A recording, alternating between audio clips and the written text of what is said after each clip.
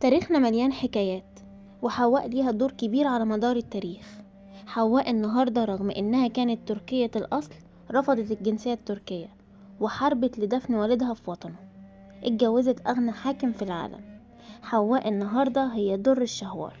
اتولدت خديجة خيرية عائشة در الشهوار في 26 يناير عام 1914 في منطقة اسكودار في قصر تشاملجة في اسطنبول، لتكون هي الابنة الوحيدة للسلطان العثماني عبد المجيد الثاني آخر سلاطين الدولة العثمانية.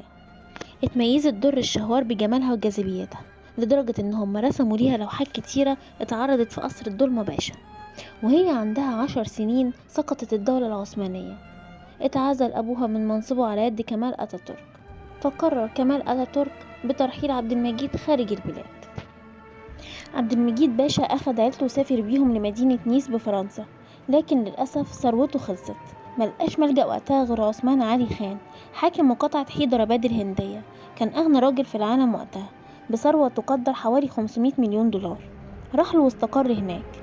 سنة 1931 اتجوزت در الشهوار حماية علي خان آخر حكام المقاطعة بجنوب الهند. حملت الأميرة التركية لقب أميرة برار. سنة 1933 خلفت الأمير مكرم، وبعدها ب6 سنين خلفت الأميرة مفخر.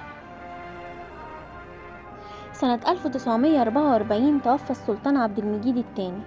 رفضت طبعا در الشهوار أن يدفن والدها خارج تركيا، فراحت زيارة الرئيس عصمت إنونو كان رئيس تركيا وقتها علشان تقدر تقنعه أن هي تدفن والدها داخل تركيا. طبعا رئيس عصمت إنونو رفض وقتها. اضطرت طبعا ان هي تاخد جثمان والدها وتدفنه في احد المساجد هناك في باريس. بعد 10 سنين من وفاة والدها رجعت تاني تركيا علشان تفتح نفس الموضوع مع عدنان مندريس المرة دي، كان رئيس تركيا وقتها، ان هو يوافق ان هو ينقل جثمان والدها لتركيا موطنه الاصل. اقنعته، بس للأسف الشديد مجلس النواب التركي رفض بكل شدة ان هو ينفذ المطلب ده. طبعا هي اضطرت اللي هي تنقله للمدينة المنورة. كل الحقد اللي واجهته در الشهوار من الحكومة التركية كان سايب أثر كبير قوي جواها.